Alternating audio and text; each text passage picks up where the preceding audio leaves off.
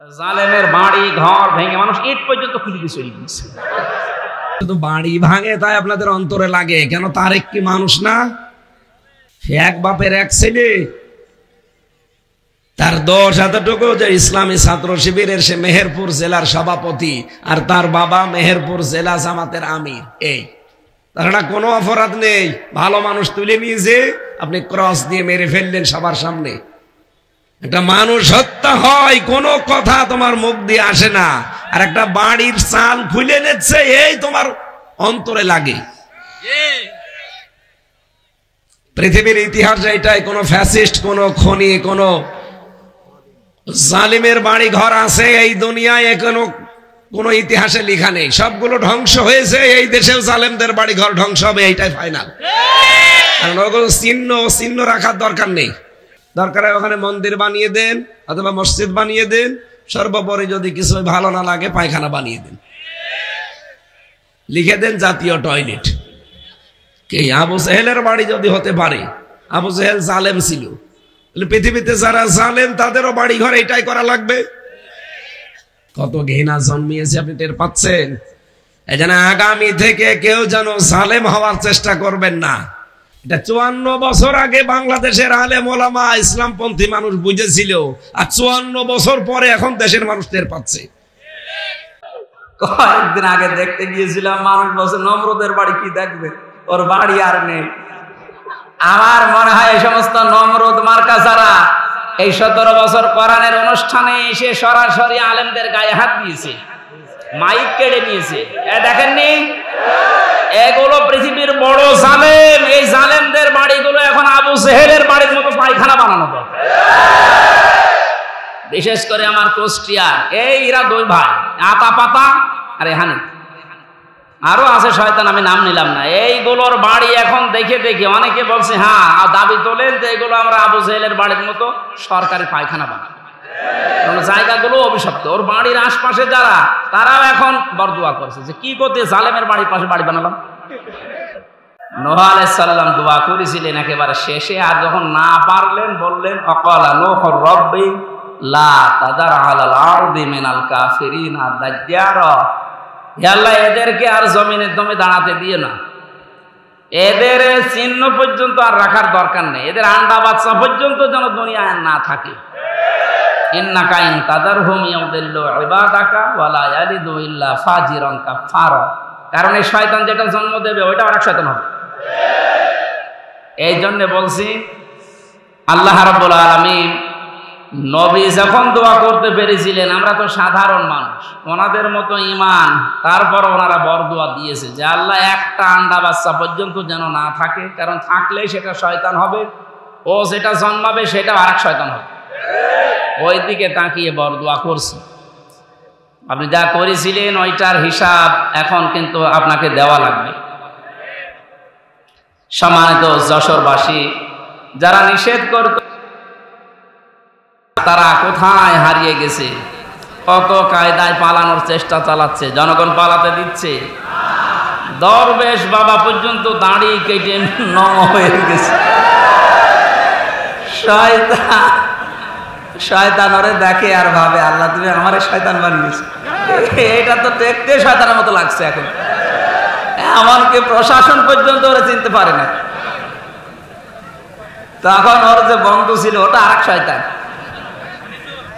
যাই হোক, এই শয়তান নাকি বলে যে আমার একা নেবেন, মানে ওই যে আরেক শয়তান আছে। কে ওইটা? ওই যে দরবেশ। দরবেশ তো চেনা যায় না, শেষ পর্যন্ত নিয়ে গেছে দুইজনে। এখন একে ডিম খাচ্ছে উপরে নিচে বিভিন্ন জায়গায়। ডিমে জায়গা মতো দেওয়া দরকার। এরা মাটির নিচে আমারে নিয়ে যে নখ তোলে না, এই নখ তুলে নেয় যে সমস্ত জিনিস যে এগুলো দেখাচ্ছিল যে এইগুলো দিয়ে আমরা নখ তুলি, আপনারও তুলব। সে যে অসহায় ছিলাম ওই রিমান্ডের ওই 10 দিন, আল্লাহ জানে আর আমি জানি। কারণ দুনিয়া আছে কিনা আমি তো জানি না, কোথায় আছে আমি নিজেও জানি না। যোগাযোগ বিচ্ছিন্ন করে দিয়ে 3টা বছর জেলখানায় আমারে আলাদা ভাবে রাখতো। আমার আর মাওলানা মামুনুল হক রাখতো একেবারে ফাঁসির কন্ডেম সেলের ভেতর, 24 ঘন্টা তালা মারা, কেউ কথা বলতে পারে। আমার মতো হাজার লক্ষ মানুষের এই দীর্ঘশ্বাস যেটা এখন ফেললাম, এটা একটা দীর্ঘশ্বাস না? এই শ্বাসগুলো আল্লাহর দরবারে কবুল হয়ে গেছে। একেবারে মানে অপরাধ যখন পরিপূর্ণ হয়ে গেছে তখন আল্লাহ ধরেছে একবারে আর ছাড়ে না। আল্লাহ রাব্বুল আলামিন এই যে মানুষগুলোর জন্য কোরআনের কথা বলতে আমরা আসতে পারতাম না, আজকে একেবারে ওপেন ভাবে বলার মতো সুযোগ দিলেন। আল্লাহর জমিনে আল্লাহর কথা বলবো ৯৬ মুসলমানের দেশে, মাত্র কয়েকটা মালায়নের কারণে বলতে পারতাম না। ওদের হেদায়েত কামনা করে লাভ নেই। অনেকে বলে যে হুজুর ওদের জন্য দোয়া করেন, ওদের জন্য দোয়া করে হবে না, কারণ আল্লাহু লা ইয়াহদিল কওমাজ জালিমিন, জালেমদেরকে আল্লাহ হেদায়েত দেয় না। আল্লাহ যখন বলছে জালেমদের হেদায়েত দেব না, আমি দোয়া করে করবো কি? সুতরাং দোয়া করে যখন হবে না তো বদদোয়া করি।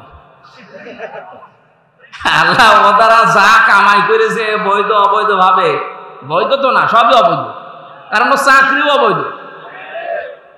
ঘুষ দিয়ে চাকরি দিয়েছে, হয় কোটায় পেয়েছে না ঘুষ দিয়ে পেয়েছে। আর এর দ্বারা যত কিছু কামাই করেছে ডান হাত বাম হাত আরো বিভিন্ন হাত দিয়ে, সব টাকা হারাম। আমার বাবার কাছ থেকে যা নিল আপনি কি এটা হালাল মনে করছেন?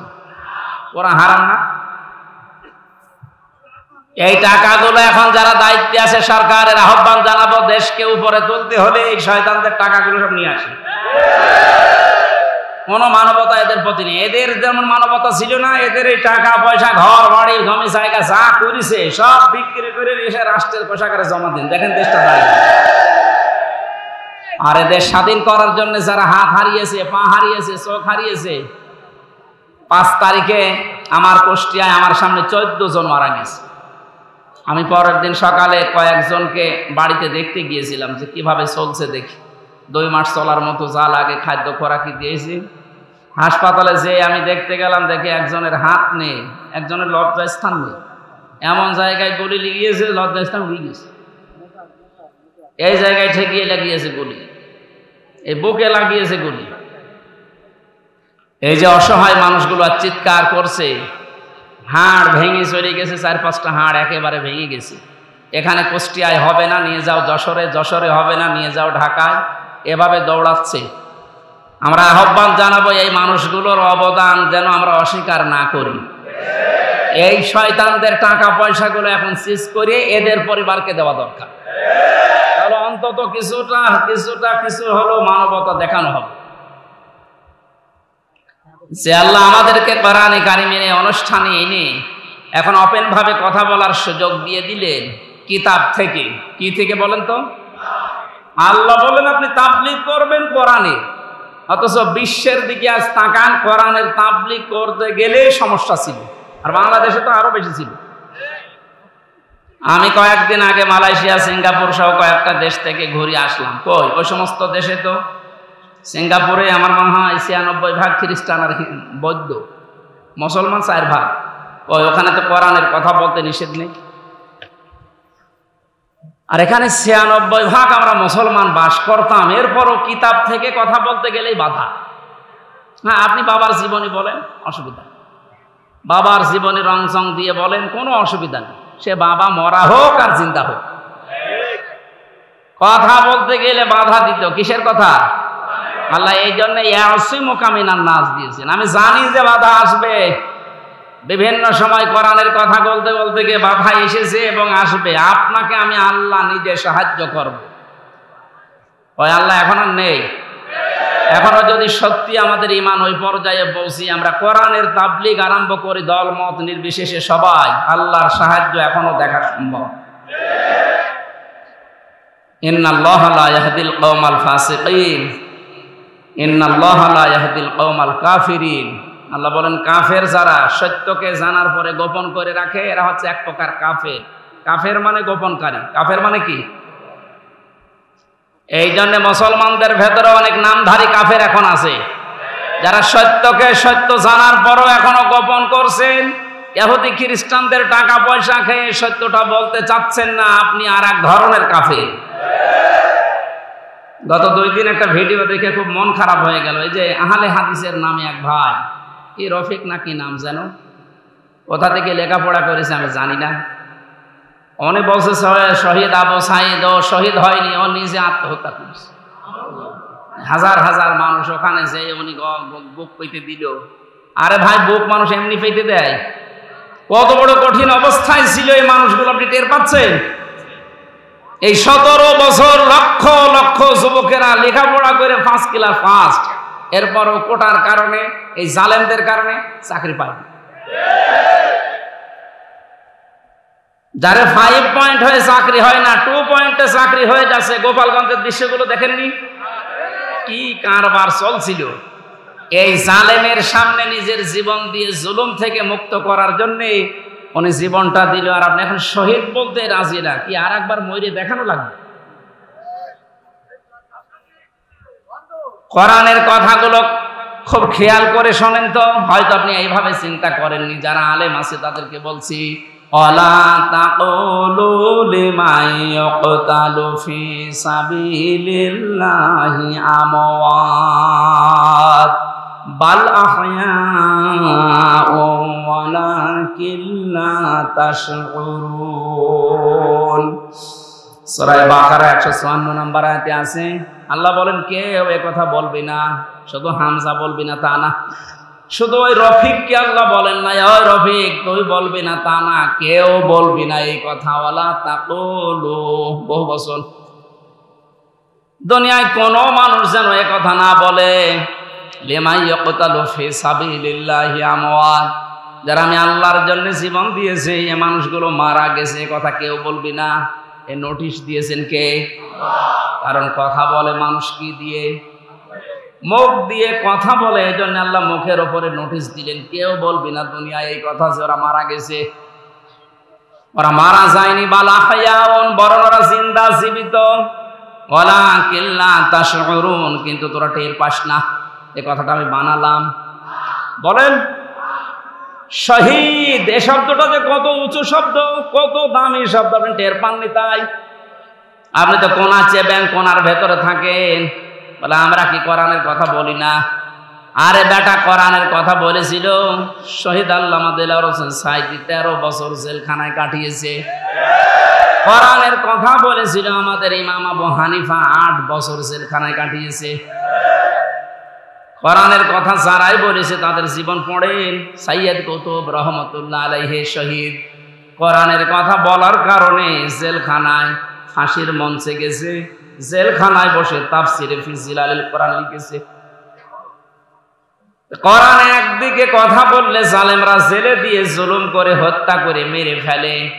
এই যে আল্লামা দেলাওয়ার হোসেন সাঈদীর নামের আগে আপনি শহীদ লিখেছেন, এটা খেলা করার জন্য না। কারণ অনেকেই বলছে উনি মারা গেছে। কে বলেছে মারা গেছে? ওনাকে মেরে ফেলা হয়েছে। উনি আমার পাশের ছেলে ছিল, উনি 1 নম্বরে, আমি 4 নম্বরে।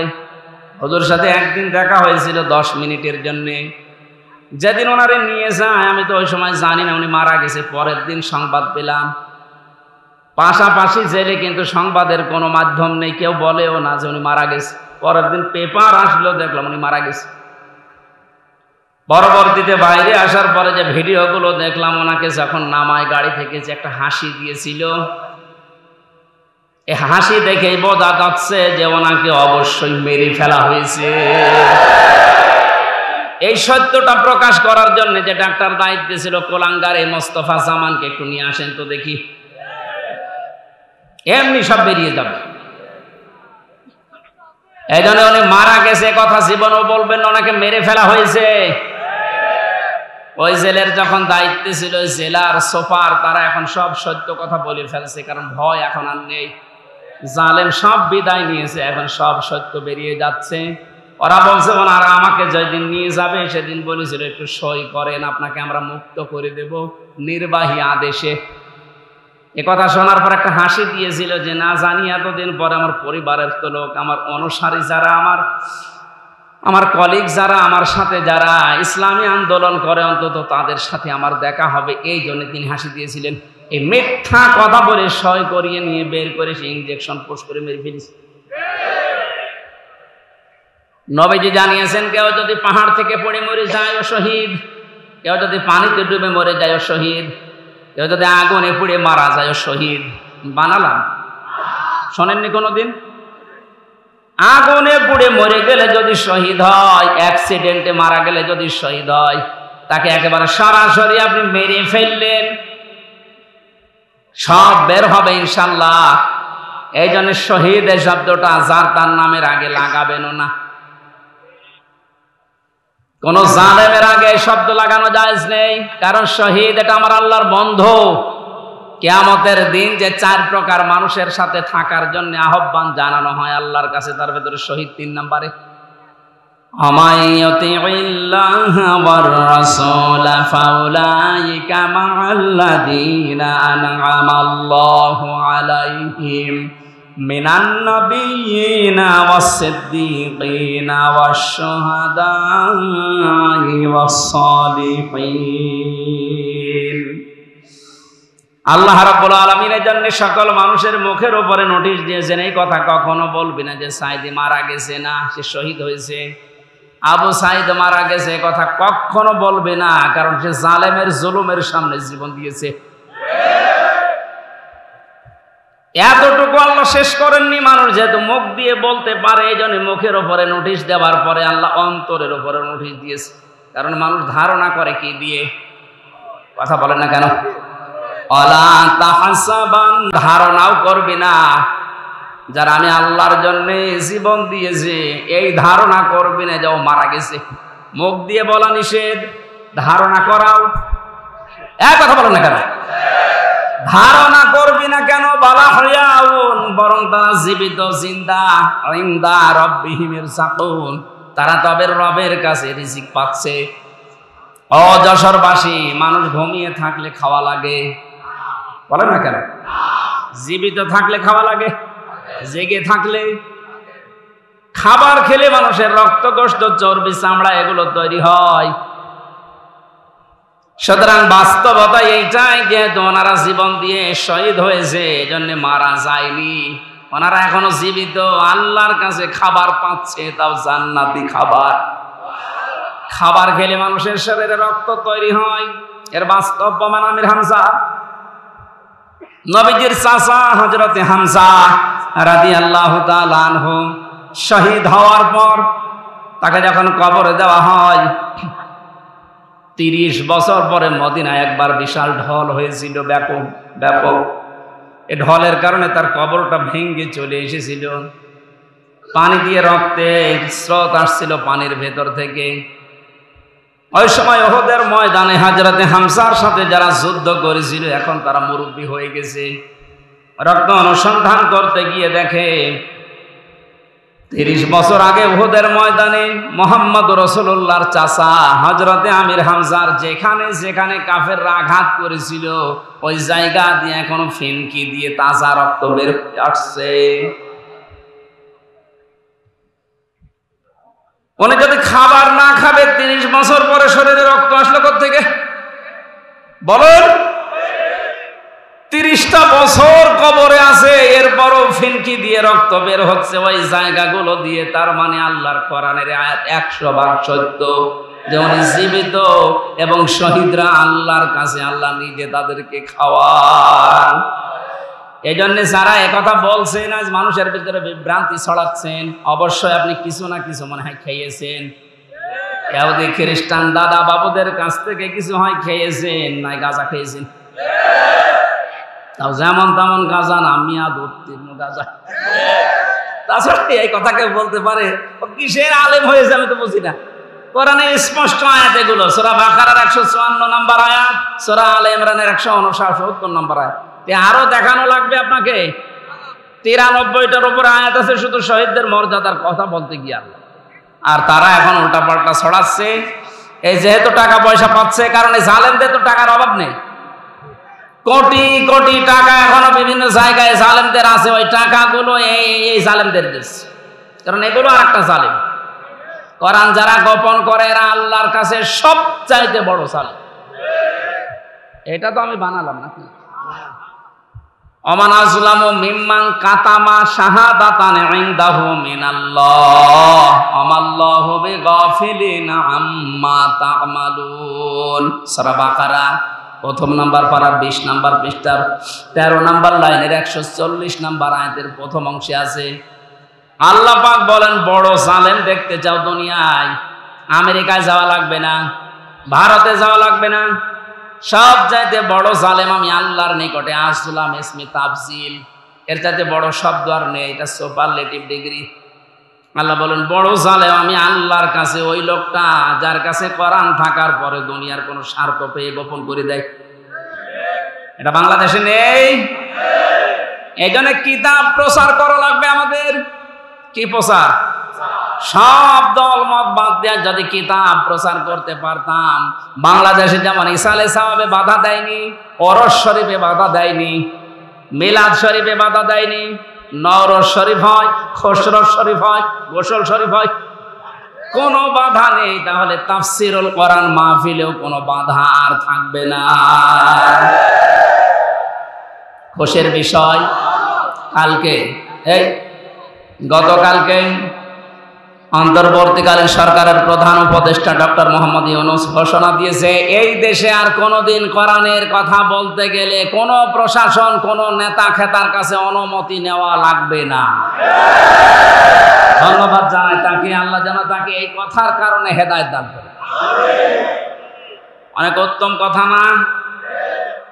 3 বছর জেল খাটার পরে মনে করলাম যে যাক, এবার মনে হয় আমার অনুমতি দেবে। ওরে আল্লাহ, এরপর দেশে আরো কঠিন। আমার কুষ্টিয়ার যে আল্লাহর ওলি ছিল মাহবুবুল আলম হানিফ, এই লোকটাই হাইব্রিড।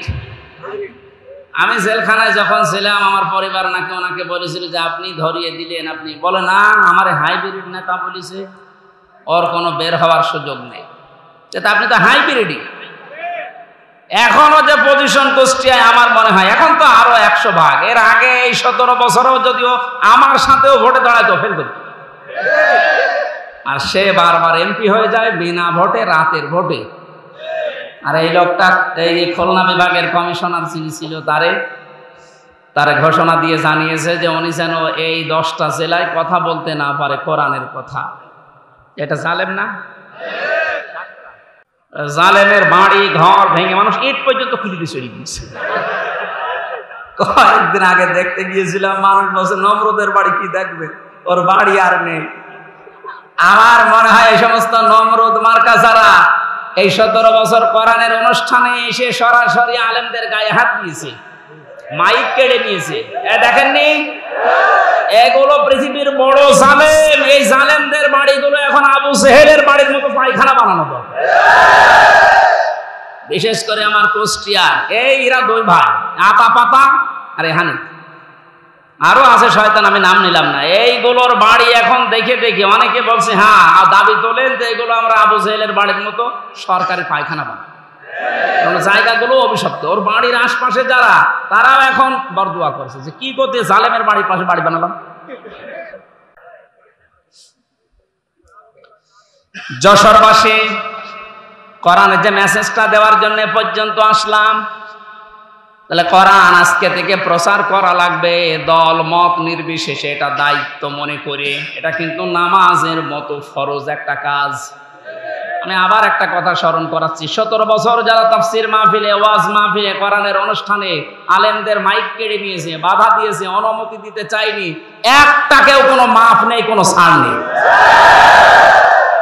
এদের অর্থ সম্পদগুলো এখন কোরআনের প্রচারের কাছে ব্যয় করবেন, আর এদের ওই বাড়ি ঘর জায়গা জমি যেগুলো আছে ওগুলো তো অভিশপ্ত জায়গা, ও জনগণের জন্য টয়লেট বানানো লাগবে। এইটাই হবে উত্তম বিচার। কারণ ও জায়গায় কেউ মানে বসবাস করতেও চাইবে না, কারণ জায়গাটা অভিশপ্ত। আমরা হজে গিয়েছিলাম, একটা জায়গা আছে, ওই জায়গা থেকে পেছন থেকে আওয়াজ দেওয়া হয় যারা মুআল্লিম, বলে এই জায়গা তাড়াতাড়ি পার হন, এটা গজবের জায়গা। তাহলে গজবের জায়গা তাড়াতাড়ি পার হওয়া দরকার। এই গজবের জায়গাগুলো আবু জেহেলের বাড়ির মতো টয়লেট বানানো দরকার। এমনকি সর্বোচ্চ গজবের জায়গা যেটা এদেশে মানুষ ভেঙে আগুন ধরিয়ে পুড়িয়ে দিয়েছে, ওই জায়গাটাও এখন টয়লেট বানানো দরকার। আমি কাবা শরীফ তাওয়াফ করার পরে উপর দিয়ে ঘুরছিলাম, হঠাৎ করে পুলিশ আমারে, আমি বললাম ভাই এতক্ষণ তো ভালো ছিলাম, এখন আমার পেটে ব্যথা করছে। আমারে বলে ইয়া হাজিউল হুজ্জাত আইনা বিলাদুকা, হাসি দেশ কোথায়? জি তুমি বাংলাদেশ থেকে এসেছি। ওনার ভাষা দিয়ে আমারে বলছে আপনি জানেন না এটা কোন জায়গা? না তো। যে আবু জেহেলের বাড়ি, আপনি এখনো পায়খানা না করে দাঁড়িয়ে আছেন, তাড়াতাড়ি করে। আরে আল্লাহ, পায়খানা করে দেখি আমার পেটের ব্যথা ভালো হয়ে গেছে। তার মানে এই বাড়িগুলো এখন ওই রকম অভিশপ্ত, ওখানে গেলে কিছু না করলে পেটের ব্যথা ভালো হবে না।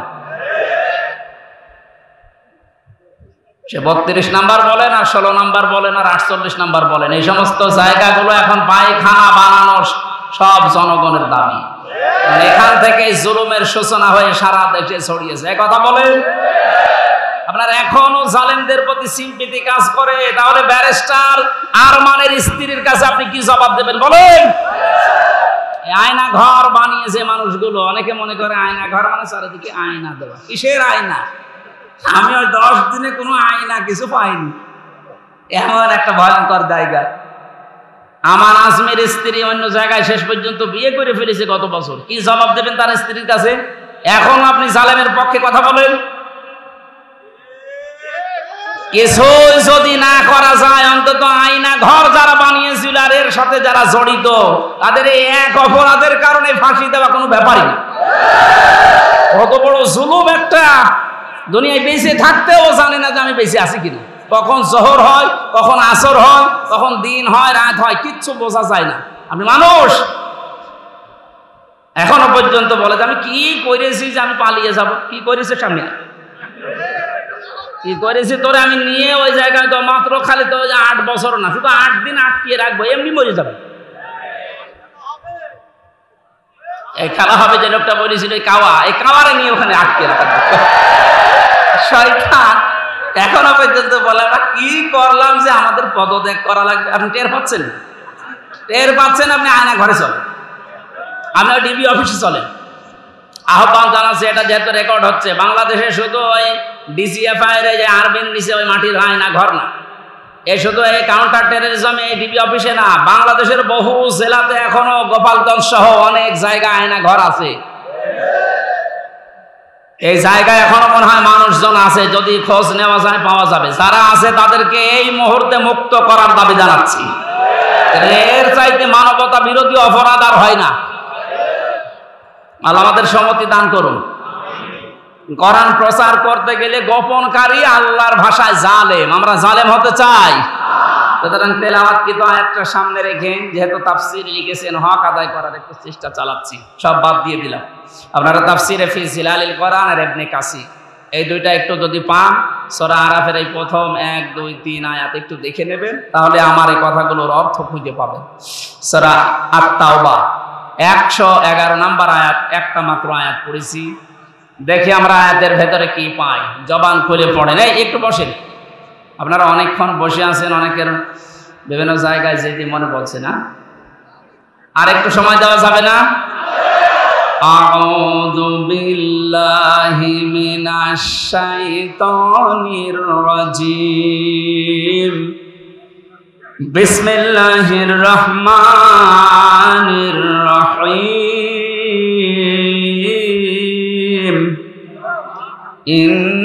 ইন্নাল্লাহা আশতারা মিনাল মুমিনিনা আনফুসাহুম ওয়া আমওয়ালাহুম বিআন্না লাহুমুল জান্নাহ। সাদাকাল্লাহুল আযীম। আল্লাহ পাক বলেন, অবশ্যই আমি আল্লাহ, এই আল্লাহর কথা শোনাচ্ছি, খুব খেয়াল করি। অবশ্যই আমি আল্লাহ কিনে নিয়েছি, ক্রয় করে নিয়েছি মুমিনদের কাছ থেকে, তাদের জান এবং মাল বিনিময়ে তাদেরকে জান্নাত দিয়ে দিয়েছি। 4টা কথা পেয়েছি আয়াতে। কয়টা? আপনারা শুনছেন তো? এখানে সরাসরি কিনা বেচা চলছে। কিনতে চাচ্ছেন কে? তাহলে এখানে ক্রেতার নাম কি বলেন? আরো জোর বলেন। বিক্রেতাকে? না না, আমরা না, মুমিনরা। কারা? এ বেনজিরের সম্পদ আল্লাহ কিনবে? এক কথা বলেন। যা সম্পদ সবই তো অবৈধ। এ পলকের সম্পদ কিনবে? এ পলয়ের সম্পদ কিনবে? আল্লাহ এই জন্য মিনাল মুমিনিনা দিয়েছেন। যার তার কাছে আল্লাহ কিনতে চান না, কারণ যেটা দিতে চাই এটা তো দুনিয়ার কোনো সাধারণ জিনিস না, এটা জান্নাত। যে জান্নাতের একটা শিকের মূল্য তামাম বিক্রি করলে হবে না, এরকম একটা দামি জিনিস দিয়ে আল্লাহ কিনতে চাচ্ছেন। সবারটা না, মিনাল মুমিনিনা না দিয়ে আল্লাহ যদি মিনাল মুনাফিকিনা দিত, তাহলে এদেশে সবারটা আল্লাহ কিনতো। কথা বলেন না কেন? এই জন্য আল্লাহ কিনতে চান সরাসরি মুমিনেরটা। কারটা? এদেশে মুমিন এখন কম না বেশি? দিন দিন বাড়তেছে। রেখো না মনেতে ভয় বান্দা খোদার, দূর হয়ে যাবে বাধা সব। তোমার আমার এক মালিক আছেন, আছেন আমাদের রব।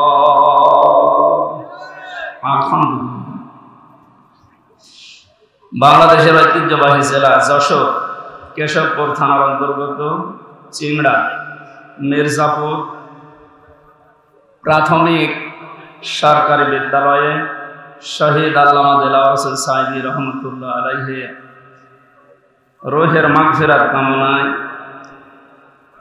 তাফসীরুল কোরআন মাহফিলের সভাপতি, অত্র এলাকার সর্বজন শ্রদ্ধাভাজন ব্যক্তিত্ব জনাব মাস্টার আমজাদ খান, আতালাল্লাহু উমরাহু ওয়া বারাকাল্লাহু ফি হায়াতি, এতক্ষণ পর্যন্ত আলোচনা রাখলেন খুলনার কৃতি সন্তান ইসলামিক চিন্তাবিদ জনাব মাওলানা রবিউল ইসলাম। আলোচনা রেখেছেন অন্যান্য উলামা ইকরাম। সামনে বসা মুসলমান ভাইরা, পর্দার আড়ালের সম্মানিতা মা এবং বোনেরা, প্রাণপ্রিয় যশোরবাসী, দল মত নির্বিশেষে এই অনুষ্ঠানে যারা এসেছি, এটা একটা ইবাদত চলছে এখন, যদিও কষ্ট হচ্ছে। যে ইবাদতে কষ্ট বেশি, ওই ইবাদতে সওয়াব বেশি হয়। সুতরাং আজকে যে কষ্ট পাচ্ছেন, মনে করবেন আমি দুইটা তাফসীর শুনলে যেরকম সওয়াব পেতাম, আজকে একটাই তাই হবে ইনশাআল্লাহ। বিশ্বনবী মসজিদে নববীতে প্রবেশ করে দেখলেন কিছু মানুষ আল্লাহর কোরআনে কারিম নিয়ে আলোচনা করছে। বাম দিকে তাকিয়ে দেখলেন কিছু মানুষ জিকির করছে। আল্লাহর নবী বলেন দুইটা দল ভালো কাজে আছে, সবচাইতে উত্তম কাজে আছে যারা কোরআন নিয়ে চিন্তা ভাবনা করছে। অতএব বিশ্বনবী নিজে তাদের ভেতরে বসে পড়লেন শ্রোতা হয়ে। আপনি চিন্তা করেন তো, এই অনুষ্ঠানের দাম এখন কোন জায়গায় গিয়ে পৌঁছিয়েছে। আমাদের নবী মুহাম্মদ রাসূলুল্লাহ সাল্লাল্লাহু আলাইহি ওয়াসাল্লাম যদি বেঁচে থাকতেন, আর এই যশোরের কেশবপুরের এই চিংড়া মির্জাপুর এলাকা দিয়ে যদি হেঁটে যেতেন, কোরআনের ইজ্জতে এখানে তিনি শ্রোতা হয়ে বসে পড়তেন। এরকম একটা দামি জায়গায় আল্লাহ আমাদেরকে বসাবেন। বলেন আলহামদুলিল্লাহ। যার রুহের মাগফিরাত কামনা করার জন্য তাফসীর মাহফিল এলাকার যুবকেরা দিয়েছে। বাংলাদেশের দ্বিতীয় স্বাধীনতা আমরা যেটা বলছি, যে যুবকদের মাধ্যমে আল্লাহ আমাদেরকে দিলেন। জালেমের এই জুলুম নিঃশেষ করে ইসলামের একটা সূর্য উঠতে যাচ্ছে বাংলাদেশে। যে যুবকগুলো নিজের জীবন পর্যন্ত দিয়ে গেলেন, আল্লাহ ওই যুবকদেরকে শাহাদাতের সর্বোচ্চ মাকাম যেন দান করেন। ইহুদি খ্রিস্টান সহ দাদা বাবুদের টাকা পয়সা খেয়ে অনেকে এখন উল্টাপাল্টা কয়েকদিন ধরে বলতেছে, শহীদ আবু সাইদ, শহীদ মুগ্ধ, শহীদ আবু রায়হান সহ পুলিশের এই পিছন ভ্যান থেকে যে উপর থেকে একটা ছেলেকে ফেলে দিয়েছিল, শহীদ ইয়ামেন, এখনো শহীদ হয়নি, মনে হয় শহীদ হয়ে গেছে। এই দৃশ্য দেখে তামাম দুনিয়ার মানবতা কান্না করেছে। কি অবস্থা বলেন তো, উপর থেকে মনে হচ্ছে কুকুরের বাচ্চা ফেলে দিচ্ছে। এরপরও জীবন পর্যন্ত দিয়ে যারা আমাদেরকে এই স্বাধীনভাবে চলাফেরা করার একটা পরিবেশ দিয়ে গেলেন, তাদের রুহের মাগফিরাত কামনার জন্য এলাকার যুবকেরা এই আয়োজনে আঞ্জাম দিয়েছে আপনাদেরকে নিয়ে। আমরা খুশি। আমরা খুশি হয়ে আল্লাহর কাছে দোয়া করবো। ক্বালা রাব্বুকুম উদউনি আস্তাজিব লাকুম, তিনি জানিয়েছেন আমার কাছে দোয়া করো, আমি ডাকের সাড়া দেব। সুতরাং তার কথা অনুযায়ী আমরা দোয়া করব। আজকে আসলে বের হয়েছি অনেক আগে, রাস্তাঘাটের অবস্থা এবং দূরও একেবারে কম না। গতকালকে সে সিরাজগঞ্জে ছিলাম, ওখান থেকে বাড়িতে, বাড়ি থেকে এখানে সারাদিন সারা রাত প্রায় গাড়িতে আসে। তারপর আল্লাহ সুস্থভাবে আমাদেরকে পৌঁছিয়ে দিয়েছে। বলছে আলহামদুলিল্লাহ। কোরআনে কারীম উপস্থাপন যেভাবে করতে হয় আমরা ওইভাবে কোরআন থেকে শিখে বলতে চাই। আল্লাহ পাক বলেন কিতাবুন উনজিলা ইলাইকা ফালা ইয়াকুন ফি সাদরিকা হারাজুম মিনহু লিতুনদিরা বিহি ওয়া যিকরা লিল মুমিনিন। এই একটা কিতাব আপনাকে আমি দিয়েছি, একটু আওয়াজ বাদ দেন। কোরআনের কথা আরম্ভ হলে কথা বলা জায়েজ নেই, চুপ করে থাকা এবং শোনা দুইটাই ওয়াজিব। দুইটাই কি? সুতরাং আপনি ওয়াজিব তরক করলে, বেতের নামাজ ছেড়ে দিলে যেমন গুনাহ হয়, এখানে এখন কথা বললে অন্তত যতক্ষণ কোরআন আমি চালাবো এবং যদি না শোনেন আপনার গুনাহ হবে। ওয়াজিব তরক করার জন্য একেবারে নীরব নিস্তব্ধ হয়ে যায়। পৃথিবীতে কিতাব, এই যে কিতাবুন, এই একটাই মাত্র কিতাব আল্লাহ তার নাম দিয়েছেন কোরআনে কারীম। পৃথিবীতে অন্য যা আছে এগুলো কিতাব নয়, কিতাবের ব্যাখ্যা। এগুলো কি? কারণ একটা কিতাব ফেরেশতারা চেনে, পৃথিবীর কোনো কিতাব আর ফেরেশতারা চেনে না। আমরা এখন এই দেশে, বিশেষ করে বাংলাদেশ, ভারত, পাকিস্তান, এই তিনটা দেশে যারা দায়ী আল্লাহর কাজ করি, অধিকাংশগুলো টেনে বলি, যে যেদিকে আছে ওই দিকে টেনে নিয়ে যায় না। কোরআন কিভাবে প্রচার করা লাগে আল্লাহ এই আয়াতে শিখিয়েছে। আল্লাহ তাআলা বলেন কিতাবুন, এই একটা মাত্র কিতাব, উনজিলা ইলাইকা, যেটা আপনার প্রতি আমি নাজিল করেছি। তাহলে এই আয়াত দ্বারা বোঝা যায় পৃথিবীতে কিতাব আল্লাহ পাঠিয়েছেন শুধুমাত্র একটা, আর এখন দুনিয়ায় যত আছে এগুলো আর কিতাব নয়, কিতাবের ব্যাখ্যা। কি বলেন তো? এ পর্যন্ত শেষ না, আমি যে কথা বলি ওখান থেকে একটা শিক্ষা নিয়ে আসি, নিরপেক্ষ দৃষ্টি নিয়ে আপনি দেখবেন। কিতাব আল্লাহ বললেন কয়টা বলেন তো? সবাই বলেন। রাসূলুল্লাহকে আল্লাহ আদেশ দিচ্ছেন, ইয়া আইয়ুহার রাসূল বাল্লিগ মা উনজিলা ইলাইকা মির রাব্বিক, হে নবী আপনাকে আমি যে কিতাব দিয়েছি ওই কিতাব, আপনার প্রতি যেটা আমি নাজিল করেছি ওইটা আপনি বাল্লিগ, তাবলিগ করেন, প্রচার করেন, ওটা মানুষের ভেতরে পৌঁছিয়ে দেন। তাহলে এই আয়াত আর এই আয়াত, এই দুইটা সামনে রাখলে এক বাক্যে বলা যাচ্ছে আল্লাহর পক্ষ থেকে আমাদের কাছে যেটা এসেছে তার নাম কোরআন শরীফ। বলেন কি? ওয়া ইল্লাম তাফআল ফামা বাল্লাগতা রিসালাতা, আপনি যদি কোরআনের তাবলিগ না করেন, কোরআন প্রচার না করেন, কোরআনের প্রসার না ঘটান, রিসালাতের যে বিশাল দায়িত্ব নিয়ে আপনাকে আমি পাঠিয়েছিলাম ওটা আপনি পালনই করেননি। আমি জানি কোরআন প্রচার করতে গিয়ে বহু সমস্যার সম্মুখীন হবেন, বাধা আসবে, যেটা 17 বছর আমি পেলাম। এই যশোরে কতদিন পর্যন্ত আমারে আসতে দেয়নি। কিছুদিন আগেও যিনি দায়িত্বে ছিলেন, আল্লাহর একটা অভিশপ্ত বান্দা, এই মলয় কুমার না পলয় কুমার, কি নাম জানো, এদের নাম বলাও তো দুষ্কার। এ বহু তাফসীর মাহফিলে যশোরে আমির হামজা নাম দেখলে 144 ধারা দিয়ে দিত, এখন আল্লাহ ওরে 144 ধারা দিচ্ছে। ওরে যদি সত্যি কেউ পায় পিটিয়ে বের ফেলে। আমি 3 বছর ছিলাম জেলখানা, রিমান্ডে যতদিন ছিলাম, এই খুলনার এক, আমি নাম নিতে ওদের ঘৃণা করি, কি শেখ লাগানো আছে আগে আর পরে, যাই হোক এ আসল শেখ না, এ চাকরি নেওয়ার জন্য আর এই পদ বাড়ানোর জন্য শেখ লাগিয়েছে। খুলনার ফুলতলা এলাকায় বাড়ি। এই লোকটা রিমান্ডে ঝামেলা করেছিল। আল্লামা দেলাওয়ার হোসেন সাইদি রহমতুল্লাহ আলাইহি, ওনার কণ্ঠ আর একটা যুবতী মেয়ে লোকের কণ্ঠ লাগিয়ে, দুই দিকে কণ্ঠ লাগিয়ে কিভাবে কি উল্টাপাল্টা কথা, যেগুলো শুনলেও ঘৃণা লাগে। মানে স্বামী স্ত্রী যা বলে বিছানায় এরকম কিছু কথা প্রায় 8-10 মিনিট রেকর্ড করে আমার রিমান্ডে শোনাচ্ছে। এই দেখেন আপনার বড় হুজুর কি বলছে। আমার মনে হয় শয়তান পর্যন্ত বিশ্বাস করবে না, অথচ শয়তানরা বিশ্বাস করে। আমারা যখন মাটির নিচে নিয়েছিল, ওখানে মাঝে মাঝে বলতো, দেখো তোর বড় হুজুরকে আমরা জেলখানায় রেখে দিয়েছি, কেউ কিছু ছিঁড়তে পারে না। এদের মুখের ভাষা দেখেছে। আমি এখন ওদের নামে মামলা দেব, শুধু একটা দুইটা না। আমারে ধরার পরে বলেছিল আমরা যা বলতে বলছি যদি না বলেন আপনার নামে 50টা মামলা দেব। এরপরও আমার বাবার কাছ থেকে 10 লাখ টাকা নিয়েছে। এই কাউন্টার টেররিজমে যারা ছিল ওই সময় আসাদুজ্জামান, শেখ ইমরান, এরপরে আতিকুর রহমান, ডিসি মান্নান সহ, আমি নাম জানি না অনেকের, কারণ আমার তো চোখ বান্ধা হাত বান্ধা, কিছুই চিনতাম না। ওখানে যেয়ে দেখতাম যে জিজ্ঞাসা করে নাম কি, ওই রকম।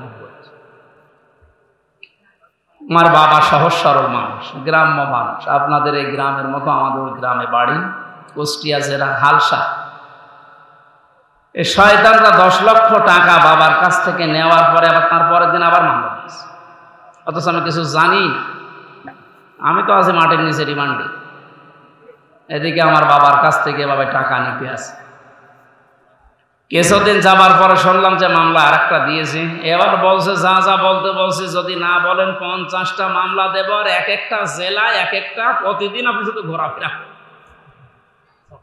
অথচ নিজে নিজে আমার মাঝে মাঝে বলতো যে আপনি কিছু জানেন না, তাও জানি, কিন্তু বলা লাগবে। বলেন তো কোন জুলুমে ছিলাম আমি? একা মাটির নিচে ঘর, দুনিয়ার কেউ জানে না কোথায় আছি। আর ওরা ওই শয়তানগুলো সব চারিদিকে 8-10 জন বসা। ও চেহারা দেখার তো কায়দা নেই, মাঝে মাঝে চোখ খুলে দিত, একটু দেখলাম যে এতে টাটকা সব শয়তান বসে আছে। এদের নামে এখন একটা দুইটা 50টা, যেমন আমারে বলেছিল এদের 500 করে মামলা দেওয়া দরকার। শয়তানরা এবার টেনে বস, আমরা বেশি করব না ভাই। না কবতুম ফাকিবু বিমিসলি মা উকিবতুম বি, আল্লাহ বলেন যতটুকু ওরা নিয়েছে অতটুকু প্রতিশোধ নাও।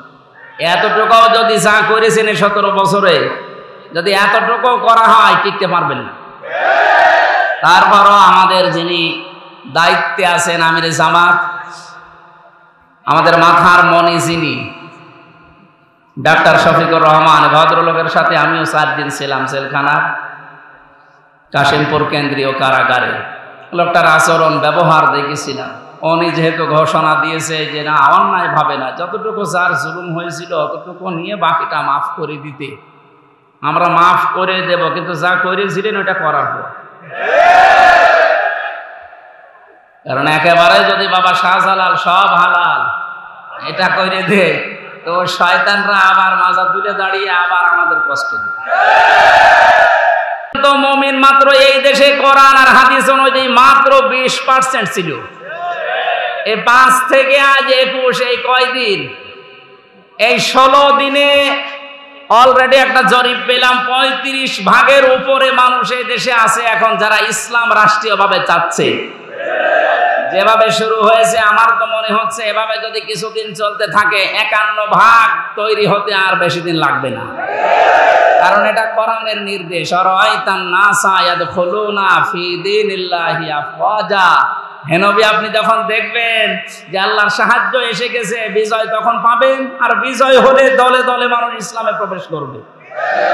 শুধুমাত্র ডাক্তার মতিউর রহমান এবং আলেমদের একামতে দিনের দায়িত্ব যারা পালন করে, এই কর্মী, এই খাদেমদের একটু চেষ্টার কারণে আমরা চর্মচোখ দিয়েই দেখতে পাচ্ছি এই দেশে আজ দলে দলে মানুষ বুঝে ইসলামে প্রবেশ করছে। এমনকি জালেমদেরও যারা সাপোর্ট করতো তারাও বলছে না, ভুল হয়ে গেছে, তারা এখন ইসলামে আসতেছে। এই হিসাবে 35% প্রায় হয়ে গেছে। 51% যদি হয়ে যায় এই দেশটা একটা রোল মডেল হয়ে যাবে। কোরআনের কথা কখনো মিথ্যা হবে না। চর্ম চোখে আমরা দেখতে চাই যে এই কোরআন দিয়ে বাংলাদেশ চলছে। এই 16 দিনে যদি 20 থেকে 35-15% বেড়ে যায়, আর 20 দিন সময় দেন, 51% পার হয়ে যাবে ইনশাআল্লাহ।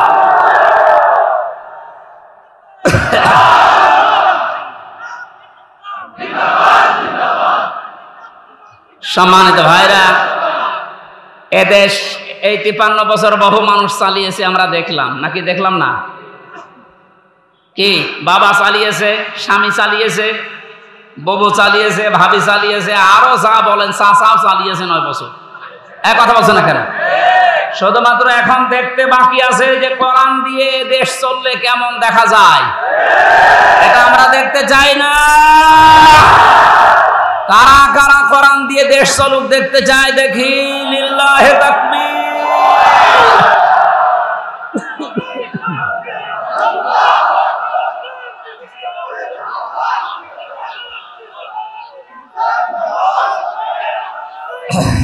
আলহামদুলিল্লাহ। এই ঠিক আছে, এই হাত তুলেছেন আল্লাহর জন্য তো নাকি লোক দেখানোর জন্য? এটা যেন আল্লাহর জন্য হয়। সামনে সময় আসলে আপনি এই হাতটা দেখাবেন যে আমি হাত তুলেছিলাম, কোরআন যেন কায়েম হয়। আর কোরআন তো ফেরেশতারা এসে কায়েম করে দিয়ে যাবে। বলেন, অন্যান্য ধর্মের যারা আছেন অনেকে ভয় পান যে আমাদের কি হবে। কি হবে মানে আপনারা আরো আরামে থাকবেন। যে জুলুমের শিকার হয়েছিলেন, জালেমরা মন্দির ভেঙে দোষ দেয় মুসলমান। সুতরাং এইটা আর হবে না যদি এইটা থাকে। ওয়ালা তাসুব্বুল্লাযীনা ইয়াদউনা মিন দুনিল্লাহ, আল্লাহ বলেন কোন হিন্দুর দেবতাকে পর্যন্ত গালি দিবা না। যেখানে দেবতাকে গালি দেওয়া নিষেধ সেখানে মন্দির ভাঙা জায়েজ হবে? এটা আপনি কায়েম করতে দেন এই দেশে। আপনি অন্য ধর্মের তাই কি আপনি এটার পক্ষে আসেন, আপনিও নিরাপদে থাকবেন ইনশাআল্লাহ। ডাক্তার শফিকুর রহমান আজকে ঘোষণা দিয়েছে কোরআনে কারিম যদি সত্যি এই দেশে কায়েম হয়, মেয়েরা যে উল্টাপাল্টা ধারণা করে ধারণা একটাও থাকবে না, সবচাইতে বড় নিরাপদে থাকবে তারা। মেয়েদের কোনো গ্যারান্টি পাওয়া যাচ্ছে না, নিরাপদে থাকবেন আপনারা। এই জন্য ওই জায়গায় যদি যেতে হয় 100 জনের 51 জন মানুষ লাগবে। 100 জনের কতজন? 51 জনের ভেতরে যদি এই যশোর, কেশবপুর, মনিরামপুরে কেউ আসে, ফিরিয়ে দেবেন? অবশ্যই আপনাকে চেষ্টা করা লাগবে। আপনি এইটার পক্ষে আছেন, কারণ এইটা যদি ওখানে যায় আপনি নিরাপদে থাকবেন মায়ের কোলে শিশুর মতো। আল্লামা দেলাওয়ার হোসেন সাইদি রহমতুল্লাহ আলাইহি ওনার এলাকায় যখন তাফসির মাহফিলে যেতাম ফিরোজপুরের, হিন্দুরা পর্যন্ত, আমি তো যেতাম ওই সময় বাসে অথবা এ করিমন নসিমন, এই সময় গাড়ি তো ছিল না। ওই সময় যে রিকশায় উঠতাম, ভ্যানে উঠতাম, হিন্দুরে জিজ্ঞাসা করলে বলতো আমরা আসি এই মাওলানা থাকাকালীন মায়ের কোলে যেমন শিশু থাকে ঠিক ওই রকম আছে। একটা হিন্দু যদি আলেমের পক্ষে কথা বলতে পারে, অথচ এই দেশের বহু মুসলমান নামধারী জালেম এই আলেমের ফাঁকি। তার ভেতরে অবৈধ বিচারপতি মানিক একজন, শাহরিয়ার কবির একজন, জাফর ইকবাল। এক কথা বলছে না কেন? এগুলো মানুষ নামে কলঙ্ক না? আজকে এই শয়তানদের নামে দেখলাম কে যেন মামলা দিয়েছে। একটা দিলে হবে না, এদের নামে 1000 করে মামলা দেওয়া লাগবে। বহু শয়তানি করেছে এই 17 বছর। ব্যারিস্টার সমানত মানুষের ভেতরে পড়ে, ধোঁকাবাজ। 3 তারিখ 2 তারিখ পর্যন্ত বলছিল জীবন গেলেও পালাবো না, 4 তারিখে পালিয়েছিল। কি শয়তানের শয়তান!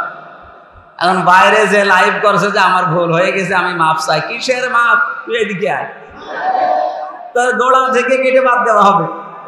তুই যে কত বড় শয়তান! সম্মানিত ভাইরা, এই জন্য আল্লাহ যার তার তা যেহেতু কিনতে চাচ্ছেন না, আমাদের আগে মুমিন হওয়া লাগবে। কি হওয়া লাগবে বলেন তো? নবীজিকে প্রশ্ন করা হয়েছে, হে নবী, মুমিন আমি বসবো কি করে? আল্লাহর নবী বলেন, ইদা সাররাতকা হাসানাতুকা ওয়া সাআতকা সাজ্জিয়াতুকা ফাহুয়া মুমিন। তোমার যখন ভালো কাজগুলো আনন্দ দেবে, যে আমার ভালো লাগছে, ভালো কাজ করলে আমার আনন্দ লাগে, আমি সুখ পাই। আর অন্যায় কাজ দেখলেই তোমার কষ্ট লাগবে, জালেমদের কথা বললেই তোমার কাছে কষ্ট লাগবে, তখন বুঝবে যে তোমার ভেতরে ঈমান আছে। সুতরাং আজ আপনি ঈমান আছে কিনা কাবা শরীফের ইমামের কাছে জিজ্ঞাসা করা লাগবে না, নিজের কাছে জিজ্ঞাসা করেন। ভালো কাজ দেখলেই ভালো লাগবে, অন্যায় দেখলে আপনার কাছে কষ্ট লাগবে, বুঝবেন আপনার ছিটা ফোটা হলেও ঈমান আছে। আর যদি ভালো কাজ দেখলে আপনার রাগ হয়, অন্যায় কাজ দেখলে যদি আপনার কষ্ট না লাগে, আপনি হজ করতে পারেন এই দরবেশের মতো, আপনার ঈমান নেই। আমি 16 সালে হজে গিয়েছিলাম, ওই সময় শুনেছি দরবেশ কাবার পাশে ওই যে টাওয়ার আছে, ওই টাওয়ারে আছে। এই যে এবারও গিয়েছিলাম উমরায়, শুনলাম দরবেশ নাকি ওখানে আছে, একেবারে সব সময় কাবার পাশে টাওয়ারে থাকে, কাবা দেখে। তো বাংলাদেশ সবচাইতে বেশি টাকা আত্মসাৎ করেছে শয়তান। 32,000 কোটির উপরে একটু না, 29,000 টাকা কোটি টাকার উপরে খরচ হয়েছে পদ্মা সেতু বানাতে। কেউ কেউ বলেছে 32,000। আর ওই শয়তানের এক ব্যাংকে টাকা আছে বাইরের দেশে 32-36,000 কোটি টাকা। টাকাগুলো যদি এখন ফেরত নিয়ে আসা যায় আর একটা পদ্মা সেতু বানানো যাবে। যারা আজ খালি চিল্লা তোদের নিজের টাকায় পদ্মা সেতু, তোমার বাবার টাকা, টাকাগুলো সব এইভাবে আত্মসাৎ করে করে বাইরে পাঠিয়েছে, বেগমপাড়া বানিয়েছে। আর এদিকে বলে একটা সেতু বানাতে পারে না। এখনো 4-5টা সেতু বানানোর টাকা ব্যাংকে পড়ে আছে শুধু এই শয়তানদের। ডক্টর মোহাম্মদ ইউনূস সহ যারা দায়িত্বে আছেন আরো কঠোর হওয়া লাগবে। এই শয়তানদের টাকাগুলো নিয়ে এসে এখন জনগণের কাজে লাগেন। এই রাস্তা দিয়ে আসা যাচ্ছে না, এই রাস্তা তো সোনায় সোহাগা হওয়া লাগবে। পালিয়েছে এই যশোর, কেশবপুর, মনিরামপুর সহ যারা অনেকেই পালিয়েছে। এদের টাকা পয়সাগুলো এখন রাস্তায় ঢালা দরকার নেই। রাস্তা এখন মানুষ, আমাদের গাড়ি আসতে পারিনি, আমি মোটরসাইকেলে আসলাম। এই জন্য আমাদের উচিত হচ্ছে, আল্লাহ যেহেতু যাত্রাটা কিনতে চাচ্ছেন না শুধু মমিনটের, এই জন্য আমরা মমিন হতে চাই। আপনি দেখবেন আপনি মমিন আছে কিনা। ভালো কাজ দেখলে আপনার আনন্দ লাগবে, অন্যায় দেখলে আপনার খারাপ লাগবে।